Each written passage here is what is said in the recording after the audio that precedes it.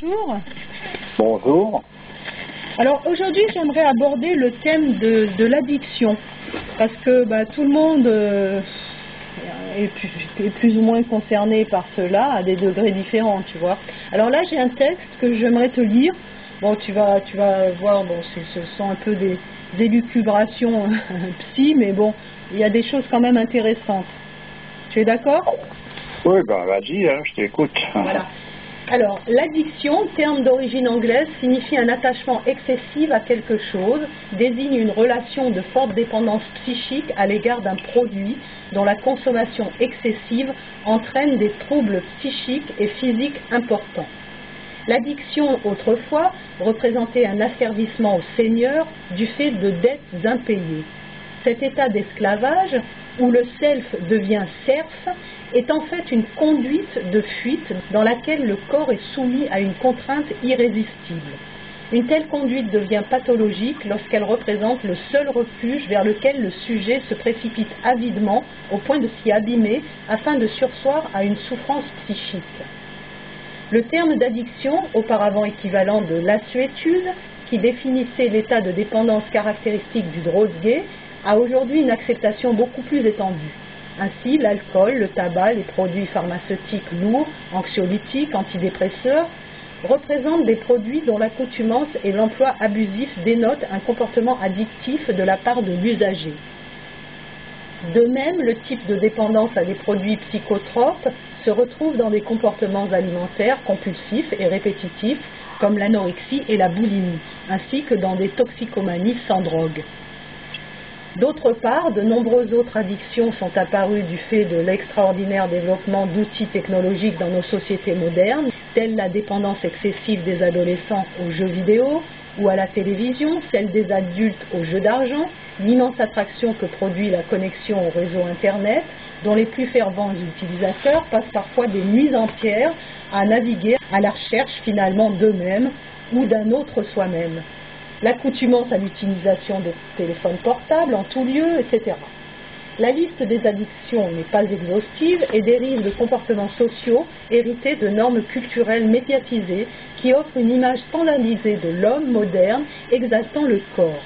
Ainsi, l'accoutumance des sportifs à l'exercice physique intense et permanent, celle des femmes aux achats compulsifs, produits cosmétiques, amincissants, vêtements à la mode, ou à des pratiques répétitives, salons d'esthétique, de remise en forme, de rayons ultraviolets, chirurgie esthétique, etc., celle des hommes ayant des relations sexuelles avec des prostituées ou aux rapports fréquents et répétés, et même celle des véritables bourreaux de travail, descendants de l'ère stakhanoviste, nouveaux esclaves volontaires d'une activité professionnelle non-stop, parfois désintéressés d'ailleurs, voire le phénomène social des alors ça je ne sais pas si je vais bien dire, des workaholics américains ou des bénévoles d'associations.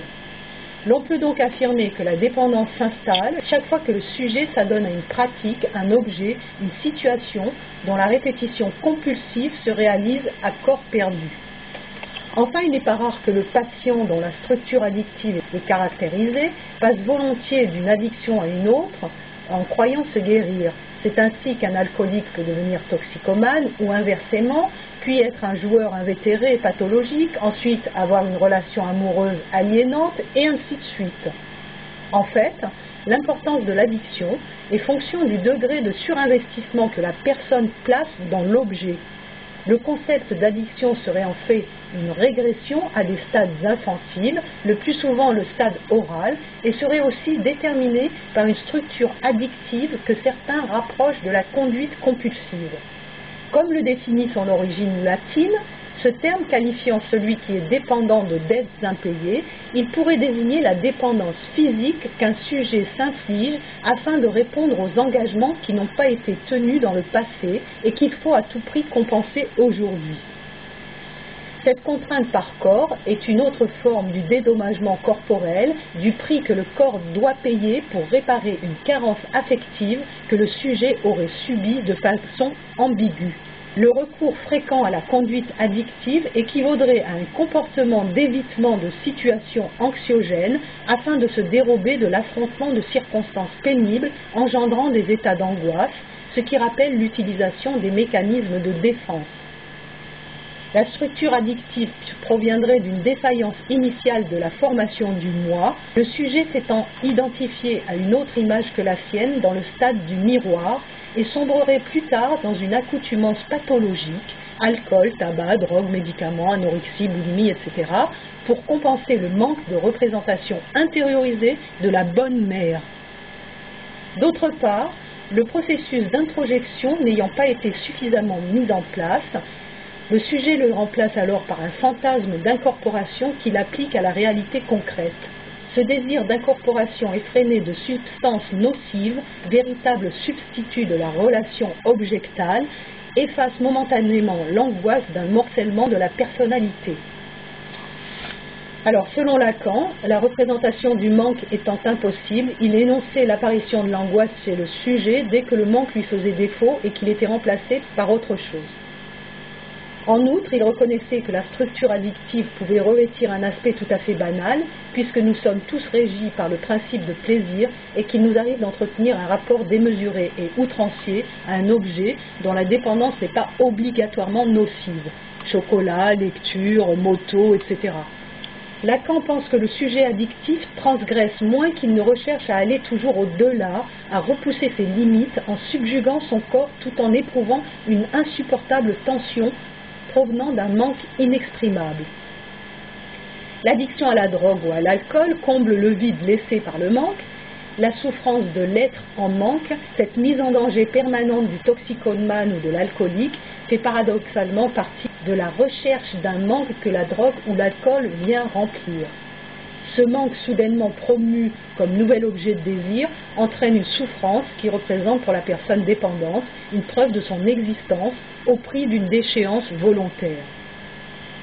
Freud n'aborde pas de front le problème de la toxicomanie, mais a établi la source de toute dépendance dans le stade oral où le nourrisson est en état de fusion avec la mère.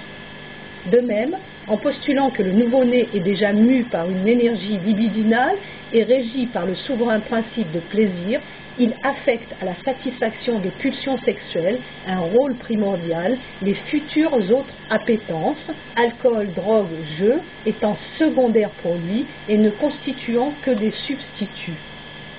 Ainsi, la masturbation représente pour lui une addiction originelle, les autres désirs ne constituant que des jouissances substitutives. Freud évoque aussi le phénomène de l'addiction, qu'il ne nomme pas de la sorte, puisque ce néologisme est d'apparition récente, quand il analyse l'abstinence volontaire et répétée des hystériques ou son opposé, l'ivresse sentimentale et les débordements amoureux, et lorsqu'il étudie les ravages du jeu pathologique chez Dostoïevski, j'arrive jamais à dire son nom, Dostoïevski. Finalement, en vertu du principe de constance qui vise l'homéostasie régulatrice de chacun, Freud, en tant que grand consommateur de cigares et cocaïnomane notoire, a lui-même analysé cette recherche de la jouissance immédiate qui aide l'homme à réduire les tensions et fuir le déplaisir. Ceci l'a amené à considérer les produits sédatifs indispensables pour parvenir à relativiser la misérable condition humaine. Stanton Peele, qui est un théoricien, en fait c'est un socio-psychologue de la dépendance, dès 1975 affirmait que les personnes deviennent dépendantes non d'une substance mais d'une expérience qui leur permet ainsi de fuir une réalité anxiogène, tendant à soutenir l'idée d'addiction comportementale. Quant à Otto Fenichel, psychanalyste américain, il décrivait déjà en 1945 l'existence de toxicomanie sans drogue et fut à l'origine de la classification des troubles du contrôle des impulsions au sein du manuel des critères diagnostiques des maladies mentales de l'Association des psychiatres américains, le DSM. La structure addictive correspond à une aliénation volontaire du sujet à des objets extérieurs, contraignant le corps à une action compulsive, d'où le rapport avec autrui est banni, à moins que l'autre ne représente véritablement un alter ego, son semblable. Cependant, des alternatives originales, comme les groupes de parole et d'entraide à vocation thérapeutique du style des alcooliques anonymes, se sont développées et ont contribué à aider les personnes dépendantes à se débarrasser de leurs addictions en dialoguant avec des ex-alcooliques ou des ex-toxicomanes guéris devenus les nouveaux militants d'une lutte anti-addiction.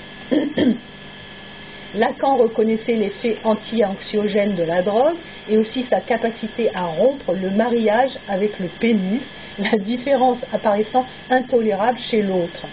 Il semblerait que, de nos jours, le sujet, écrasé par une société matérialiste valorisant l'emploi d'objets de plus en plus sophistiqués, ne s'éloigne de l'autre comme sujet désirant et s'asservisse encore plus à l'objet au lieu de s'en libérer.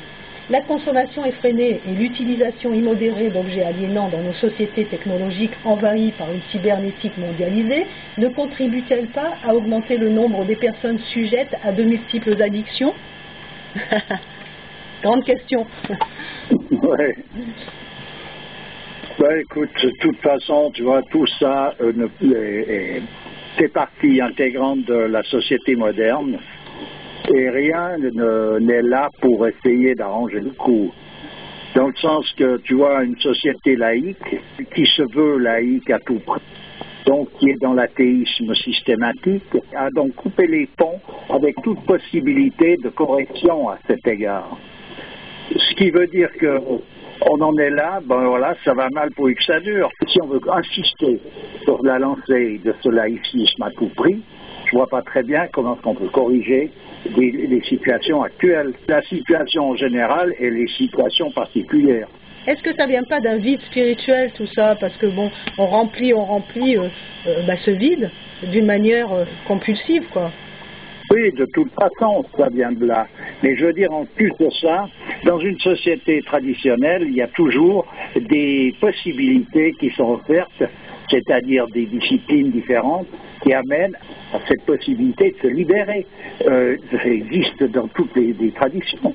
On parle en Inde des vasanas, par exemple. C'est se libérer justement de tout ce qui nous contraint, qui nous empêche en somme d'être véritablement libres.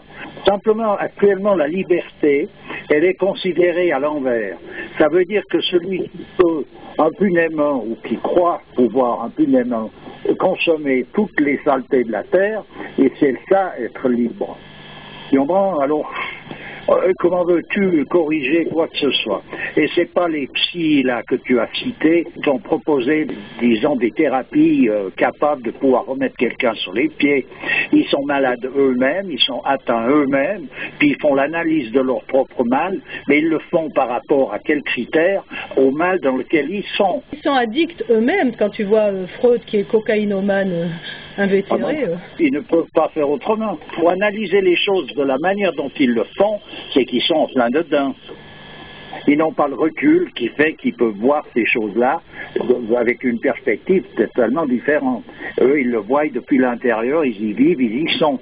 Alors en y étant, ils peuvent raconter des tas de choses, mais ils ne proposent jamais un véritable remède. Et là, en l'occurrence, les exercices de concentration, de méditation, qui sont proposés dans toute tradition, le jeûne, un tas de choses qui, quand on vit dans une société traditionnelle, sont présentes, font partie du mouvement, sont là pour permettre justement cette libération et de vivre dans la nature. Depuis pas mal de temps, surtout depuis l'ère industrielle, on n'a fait que de rajouter des quantités invraisemblables de zizi-gougou pour compenser je ne sais pas quoi, mais pour faire marcher surtout un business pour des fripouilles. Et les gens sont de plus en plus accros à n'importe quoi. Et dans l'obligation de l'être, on pourrait dire. Qu'est-ce que tu as dit, des fruits pourris? Des fripouilles. Ah, des fripouilles. Je n'ai pas compris. Alors, disons comment faire pour corriger ça? C'est individuel. Quelqu'un qui renoue avec un cadre traditionnel, il trouvera dans ce cadre tout ce qui lui est nécessaire pour ressortir de ces choses-là. Mais ça passe pas par le sentimentalisme. Tandis que les propositions faites par les psys, c'est beaucoup il faut parler, il faut dire ce que tu as, ça soulage quoi. Faut arrêter, j'entends, c'est un délire. C'est la continuation du délire sous une autre forme. Puis ceux qui étaient dépendants de telle drogue, à présent ils sont dépendants des drogués qui viennent leur raconter qu'ils se droguent, etc. On n'en finit plus. Attends, on fait une suite parce qu'il n'y a plus de place.